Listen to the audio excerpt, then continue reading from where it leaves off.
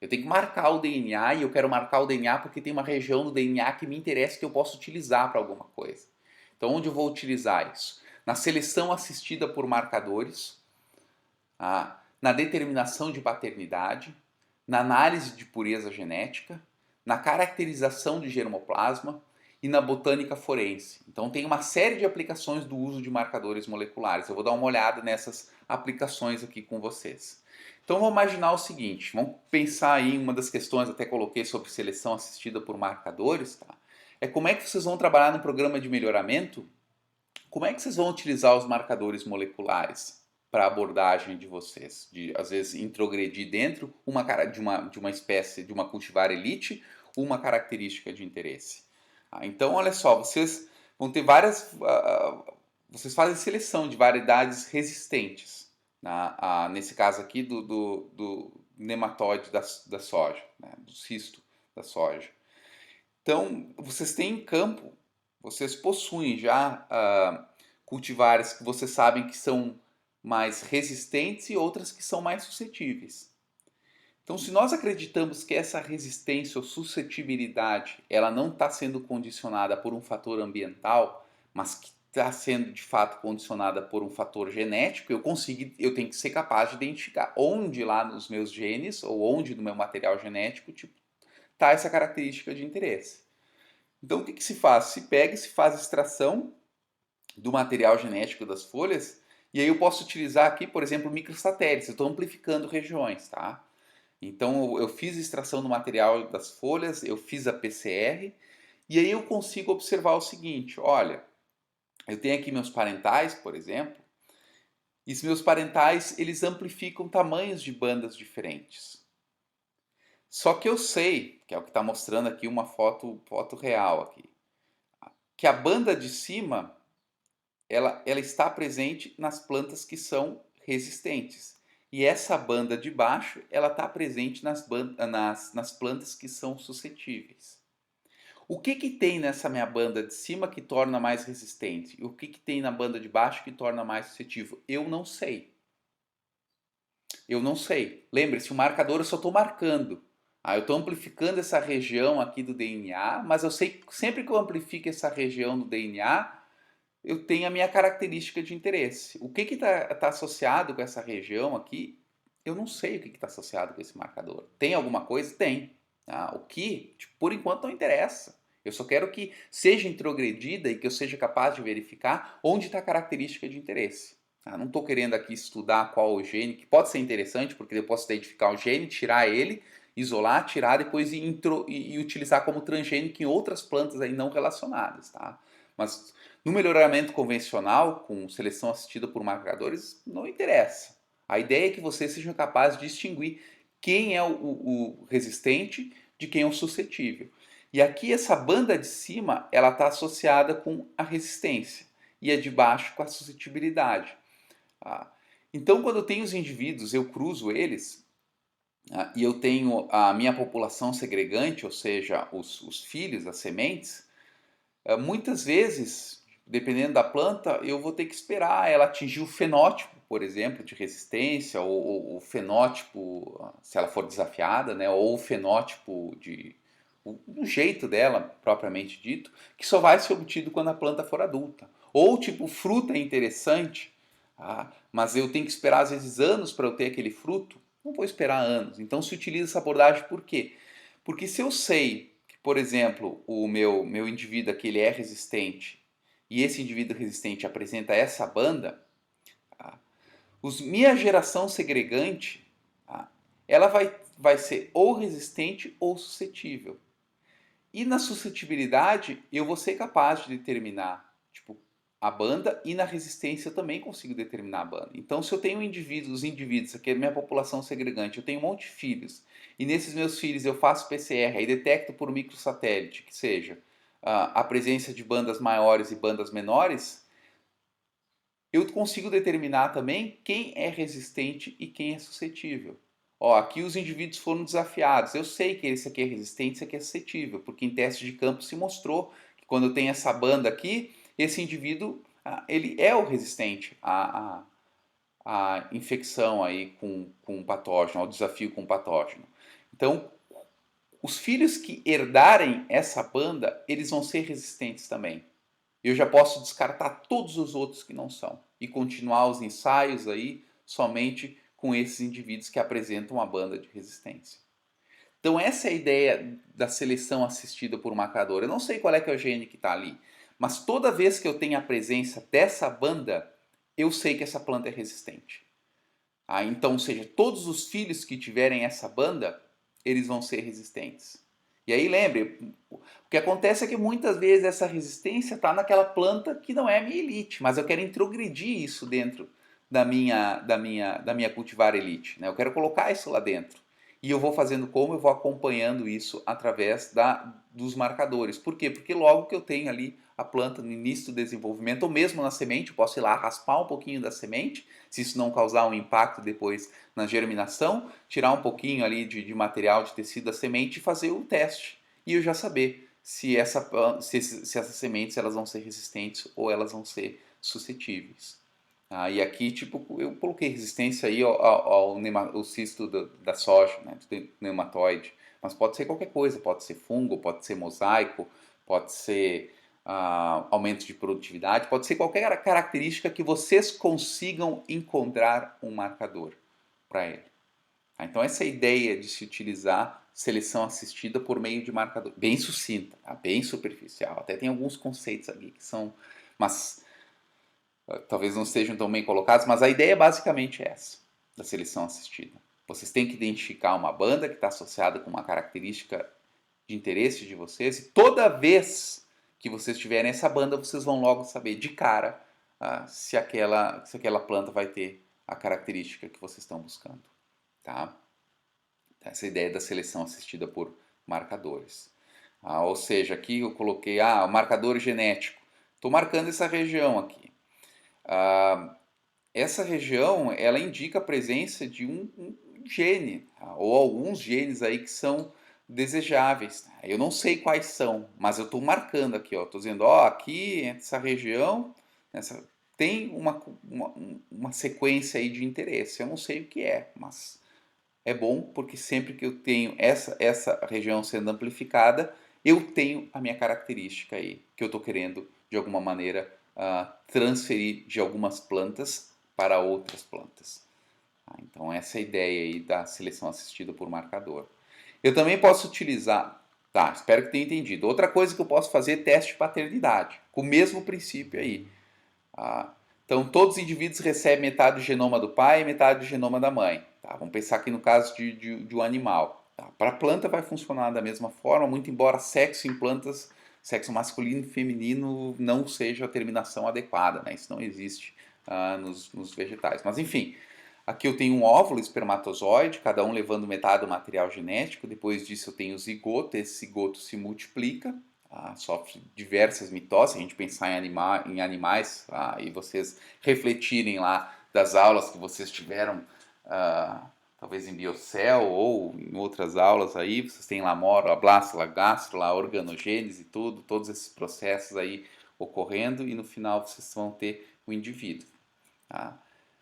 Se metade do material genético vem do pai e metade do material genético vem da mãe, e o pai e a mãe apresentam uma impressão digital nesse material genético que eu consigo obter com o uso de marcadores moleculares, eu posso fazer microsatélites lá, amplificar várias regiões que são únicas da mãe, várias regiões que são únicas do pai, e o filho recebe sempre metade do material genético do pai e metade do material genético da mãe. É natural imaginar que nesse filho vai ter sequências de microsatélites que foram amplificados na mãe e sequências de microsatélites que foram amplificados no pai. Olha só, nesse caso aqui, de inclusão de paternidade. Esse aqui é o alelo, esses aqui são alelos, são regiões, né, de microsatélites que foram amplificadas na mãe, aparecendo essas duas bandas, e no pai. Claro que não são só duas, mas é só para exemplificar, tá? Se o filho ele recebe material genético da mãe e do pai, vocês podem perceber, esse alelo veio da mãe, esse alelo veio do pai. Então está comprovado aqui, que essa era a mãe e esse era o pai. Isso aqui é uma inclusão de paternidade. E aqui é um suposto pai no caso, tá? Aqui tem um outro caso de um suposto pai E nesse caso aqui o filho ele recebeu um alelo da mãe, só que pai, ele não esse filho não recebeu esse alelo do pai, porque esse aqui era o pai, ó, tem um alelo aqui, deveria ter um alelo aqui, mas o pai tem esse alelo e esse alelo, ou seja, esse indivíduo aqui, esse suposto pai, não é pai. Esse é o princípio do teste de paternidade, exame de DNA que se faz aí, que se solicita, tanto para pessoas quanto para animais. Então a ideia basicamente é essa. Eu procurar alelos que são exclusivos do pai, alelos que são exclusivos da mãe e comparar eles com os alelos do filho. O filho recebe tanto do pai quanto da mãe os alelos, então a gente consegue determinar quem é o pai. E quão específico é? Dependendo da quantidade de alelos que eu vou utilizar, 100%. Não existe. Se a gente pegar e utilizar marcadores moleculares com muitas bandinhas para cada um de nós, tipo, isso é uma impressão digital. Nós teremos tipo, sempre sequências diferentes. Com exceção dos gêmeos univitelinos, que são clones. Os gêmeos idênticos eles são clones um dos outros. Se eles são clones, tipo, o material genético deles é igual. Tá? Então, nesse caso aí fica difícil para o teste aí de paternidade, porque eles são geneticamente iguais. Mas o resto é tranquilo. Olha aqui esse outro caso, né, usando aqui humanos.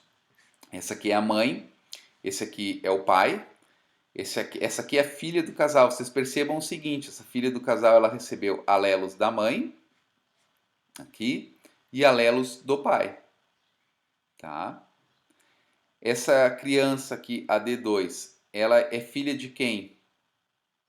É filha desse pai? Não. Mas é filha dessa mãe? Sim. Ela tem esses alelos. Essa aqui é a filha do primeiro casamento da mãe. Ela possui os alelos, assim, ela compartilha esses alelos com a mãe, mas não compartilha os alelos com o pai. Esse filho S1, ele novamente é um filho do casal, porque ele apresenta as bandas aqui, ó, do pai e ele apresenta as bandas da mãe. Tá? E esse aqui é um filho adotivo, não tem nem alelos da mãe e nem alelos do pai. Então, baseado nesses alelos, é que eu consigo determinar se o indivíduo é filho legítimo de um casal.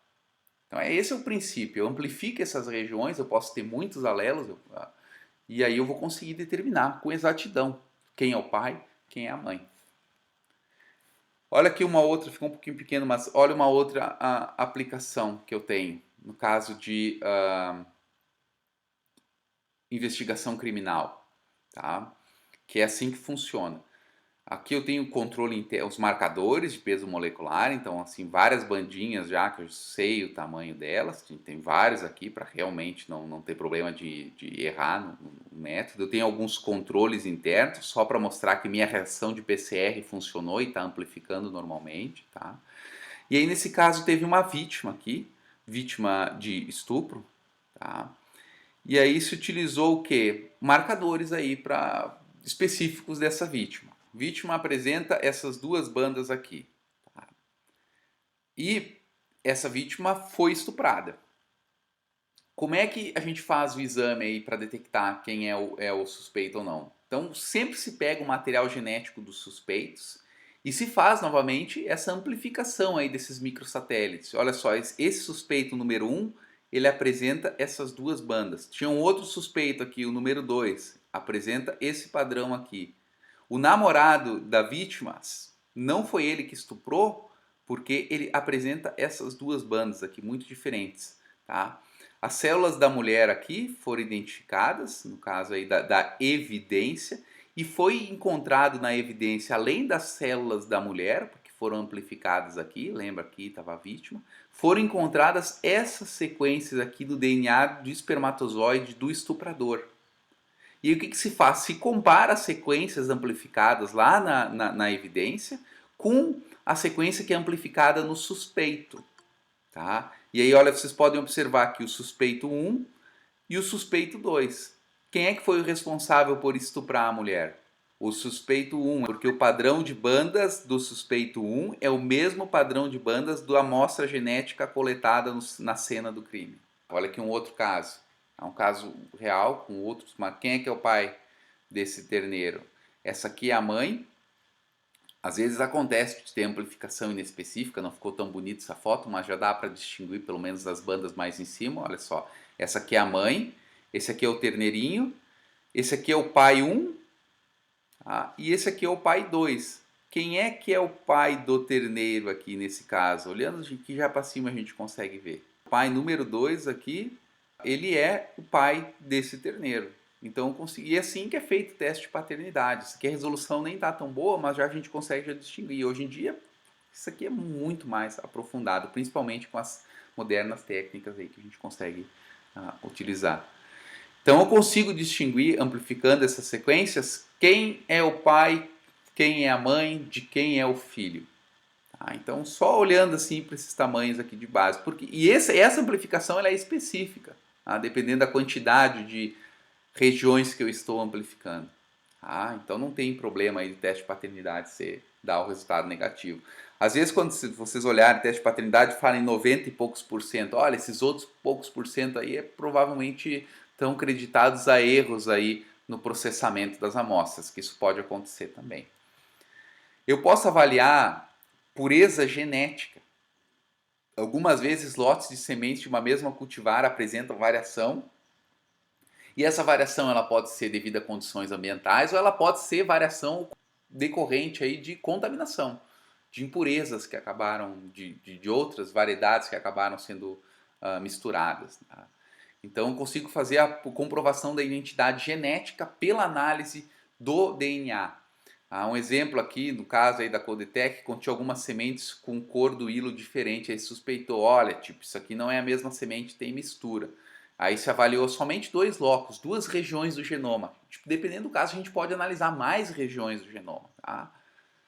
E aí eu vou ter mais bandas. Tá? Mas o ideal é avaliar poucas que dá menos serviço, se eu já conseguir distinguir. Então aqui nesse caso, o que foi feito? Tá?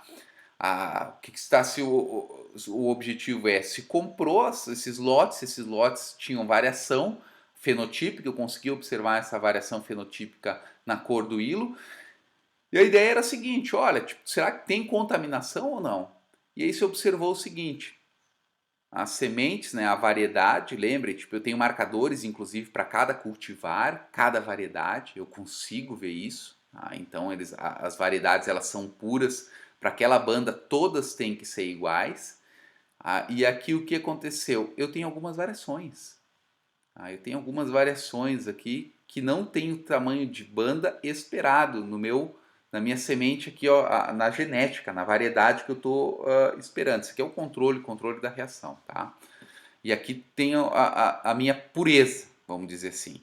Então a minha pureza dessa semente aqui, ela está indicada por esse único padrão de banda. E aí quando eu tenho as minhas amostras aqui, eu consigo perceber que algumas sementes têm um padrão diferente. Olha, se essas sementes têm um padrão diferente de banda, elas não têm a pureza genética que eu estou esperando. Se elas não têm a pureza genética que eu estou esperando, elas têm essa variação, significa que eu tenho algum contaminante. Houve aí mistura de semente. Nas outras aqui, eles estavam suspeitando pela cor do hilo. Ok, muitas foi variação ambiental. No entanto, tinham contaminantes. Eu consigo determinar os contaminantes porque eles amplificam uma região que é diferente daquela que eu tenho na minha cultivar aí que eu teoricamente comprei. Então eu consigo detectar a pureza genética olhando simplesmente para essa região que foi amplificada. Então isso é uma outra aplicação de um marcador aí molecular. Eu consigo detectar aí a pureza genética. E aqui outro exemplo que eu posso fazer avaliação de tolerância a frio, estudar a variabilidade genética dos indivíduos. Aqui não ficou bom, tá? Mas a ideia é que posso ter um gel enorme com várias bandas diferentes e eu consigo também aí determinar quem são as minhas cultivares aí que eu comprei como sendo resistentes, olhando para o perfil genético delas aqui, de acordo com o padrão de banda que está sendo amplificado. Então eu consigo identificar a falsificação também. Os caras podem estar vendendo um lote e aquele lote não está apresentando o rendimento esperado. Por quê? Porque ele não é aquele produto que foi adquirido. E eu consigo fazer isso analisando aí a pureza genética baseado na impressão digital do material aí que eu acabei adquirindo. Então, eu consigo fazer uma avaliação da identidade genética das diferentes cultivares. Se aquilo que me foi enviado é aquilo de fato que me foi prometido. E lembrem-se, o marcador genético ele está associado com a sequência do material genético. Ele vai ser constante, independente da condição ambiental, independente do fenótipo. O fenótipo às vezes pode ser alterado, mas o genótipo não é alterado. Tá? Então a sequência de DNA vai ser sempre a mesma. Então eu consigo verificar isso utilizando o marcador molecular. E eu posso caracterizar o germoplasma. Eu consigo fazer isso já um pouco mais complexo. Eu consigo fazer o que a gente chama de variedades inter e intracultivares. Isso aqui no caso foi uma outra técnica RAPD, não é tão boa quanto o microsatélite, isso aqui já é uma técnica antiquada, mas tem algumas vantagens, porque utilizando os marcadores, essa aqui tinha problema no reconhecimento das cultivares, pois só é possível depois de muitos anos. Então, tipo, comprei ali, estou crescendo aquela planta, às vezes esperei 10 anos. Ou não tanto, né, porque não é interessante, mas vamos pensar que aí na própria erva mate, que eu compro, tem que deixar vários anos lá até eu poder ter o meu fenótipo. Cara, não vale financeiramente, às vezes, correr o risco. Então se busca logo no início saber se de fato a minha cultivar adquirida é aquela que eu comprei, que eu paguei. E isso pode utilizar isso fazendo caracterização do germoplasma. E aí, tipo, nesse caso aqui, dessa planta, são 3 cultivares principais que se utiliza para a produção, no caso de azeite de oliva, que são a CS, a GV e a VA. E uma outra particularidade é a seguinte, eu consigo distinguir com um pequeno fragmento de material genético, tipo, qual a proximidade genética entre os indivíduos. Que é o que está sendo mostrado aqui. Olha só, de acordo com o padrão de bandas que eu tenho, eu consigo montar o que se chama aí de um cladograma, que inclusive eu consigo fazer uma coisa que se chama de inferência filogenética. Eu consigo, de acordo com os padrões de banda, definir quem é mais próximo geneticamente de quem. Ou seja, pensem só no irmão de vocês. Vamos pensar no irmão de vocês e nos pais de vocês, num primo de vocês, numa outra pessoa. E a gente vai colocar aí uma série de marcadores. Tá? Muitas bandas vão aparecer. Quanto mais próximo for a relação de parentesco entre os indivíduos, mais bandas parecidas eles vão possuir. Quanto mais diferentes as bandas. E eu consigo agrupar isso, e aí existe uma abordagem, hoje em dia computacional totalmente, onde eu consigo colocar os indivíduos que são mais próximos um dos lados dos outros. E aqui fazendo sequenciamento dessas regiões aí com marcador molecular, eu consigo agrupar todos os indivíduos que pertencem a uma cultivar, a outra cultivar ou a terceira cultivar. Olhando mais de perto, olha aqui nesses indivíduos CS, VA e GV, que são as 3 cultivares lá de oliva diferente. Eu consigo agrupar quem é quem baseado no padrão de bandas, de regiões de DNA que foram amplificadas. Como aí existe toda uma metodologia, mas é possível estimar quem é parente de quem. Hoje não é esse tipo de abordagem que se utiliza, né? Se utiliza uma abordagem muito mais sofisticada. Hoje em dia eu posso fazer esse mesmo tipo de análise, que se chama análise filogenética, utilizando sequência do genoma, mas a ideia é basicamente a mesma. Uma outra abordagem aqui é a botânica forense. Nesse caso aqui, teve um duplo homicídio, uma mulher grávida foi encontrada morta em um rancho na Flórida, já é um caso bem antigo, mas foi a primeira vez que aplicaram a botânica forense para tentar elucidar um caso. E tem 3 árvores grandes de Quercia geminata que ocorrem próximo ao local do crime. E aí incutiu um suspeito, e no carro do suspeito foram encontradas 3 folhas que foram identificadas como geminata, virginiata e outra aqui geminata também. Então o que eles pegaram? Olha, esse suspeito nega ter estado no local do crime, então eles partiram para identificar as folhas, olha só, tipo, eles sabiam que no local do crime tinha aquelas plantas. E no caso suspeito foram encontradas folhas daquelas plantas. Então eles pegaram o que? Eles fizeram uma comparação do material genético das folhas que estavam lá no local do crime com as folhas que foram encontradas no carro do indivíduo, utilizando aqui novamente microsatélites. Tá? E aí eles tinham padrões de bandas aqui, nessas plantas aqui que foram encontradas lá, nas plantas localizadas no local do crime, com as folhas lá das plantas as folhas dessas plantas que estavam no carro do suspeito. E aí fizeram uma comparação. Nesse caso aqui, eles não encontraram nenhum padrão que fosse igual. Esse aqui é a comparação das folhas no carro do suspeito. Tá? E no final, as três diferentes folhas com as plantas que a gente tinha lá no local. A gente não consegue encontrar nenhuma similaridade, a princípio, entre as folhas encontradas do carro do suspeito e a planta que estava no local.